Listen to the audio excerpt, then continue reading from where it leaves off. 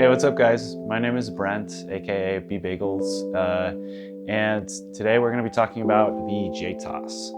So this is a trick that I think you can do as soon as you first pick up a Flowstar. If you get tired of your star getting folded around your finger on a finger spin, this is something else you can do to help gain control of your Flowstar, especially on the vertical wall plane in front of you. So first thing you want to do for a J-toss is grip the star with your dominant hand, and you want to fling it up in front of you. So it goes up on a wall plane, spins in front of your face, then drops back down. Once it drops back down, catch it with your non-dominant hand and let it swing down like a J.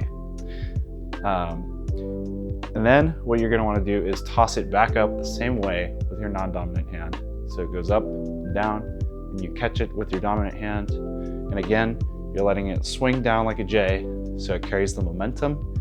And once the J hooks, you can just toss it back up and just repeat the process over and over.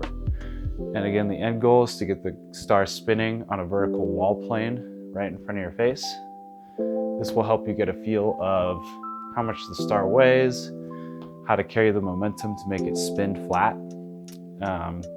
I think at first you're gonna notice if you toss the star up, it might be like slightly folded, or it might not spin all the way. This is a good trick to just get used to doing that. Anyways, thanks for watching. Let me know in the comments if you'd like to see any other tutorials below. Remember to like and comment and subscribe. Thanks guys.